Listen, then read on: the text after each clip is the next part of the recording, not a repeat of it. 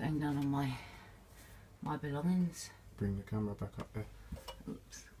If you listen carefully and look carefully, you may be able to see water landing quite profusely on top of the ladder for the fire escape.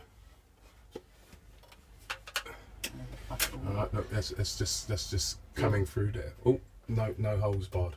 Getting wet in the face. Do you want to open it? And then, I don't. well, to be perfectly honest, to open it when you can clearly see there's at least 2 or 3 inches of water all the way across what is probably 30 inches long in length by probably about the same. That's solid water up top there, which if you open this by the handle and it goes forward, you're going to get a backwash. Bring your light back up. You're going to get a backwash on this back wall here where there's electrics, so that's not a good idea at all, because I wasn't even aware that that was running electrics there. Look at that. Alright, and that's clearly on, so now you have water plummeting in. I think what you might need to do is get a little pan and put this moisture up here. That's moisture, clear moisture coming through. He's been spoken to at least 3 times about this. Look at the handle. So it's due to snow tonight right, as well. If it snows tonight, as they say, this is actually at sort of a 60-degree angle from outside, and I'll go outside in better light and film that. I need the light back up here to see what I'm doing. Yeah, no, I was just doing the fire escape. Well, I need the light back up here to see. Yeah, right, okay. Right, look at that. Look how far down that's coming. All the way down. This is live. This is wet moisture now. I'm getting wet in the face. Okay, bring your light back up here, please. Look at that. Now, the issue that you have here is, imagine there's a fire. This is the uppermost step. Let me see if I can just get that. This is the uppermost step. So there's a fire. You're in a basement apartment. The lights are out, okay?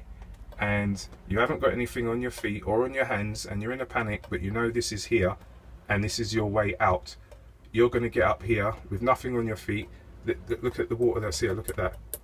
Look at that. That's as bad as it is outside.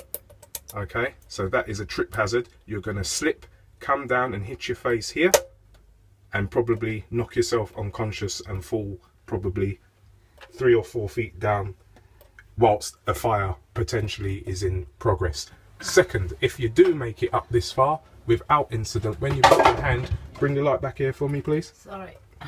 When you get up here and you put your hand on here to press, I'm not going to open it now. You press to open this in a anti-clockwise manner, and I believe from opening it before, it will stop at the 12 o'clock position. This window then goes up.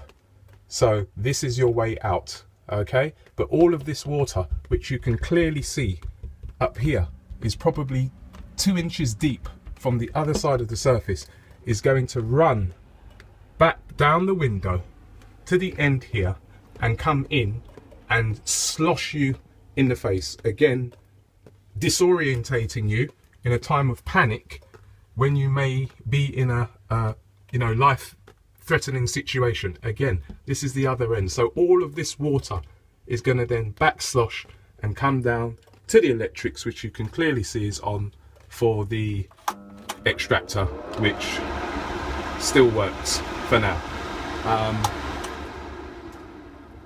I don't know what more I could say about this, because this just isn't right at all. I mean, the fact that you've gone to them several times and pointed it out, and it has clearly visibly got worse. Is this fire escape fit for purpose? Just bring the light over here. Look at the type of workmanship. Screws not countersunk. One screw is, you know, a brass looking Phillips against a steel looking flathead with a rudimentary piece of wood with shavings, not smooth and completely fitted or anything like that. Water clearly still dripping You know, same thing on the other side. Just not good. So what one has to do now is to get a bucket and try and suspend the bucket up there to stop and to collect this water from coming in and doing more damage. Bearing in mind, you know, in an emergency situation, this is your way out. Yeah, fire escape in the basement of 45A Felixstowe Road, the separate side compartment apartment. Hopefully we have Put that there.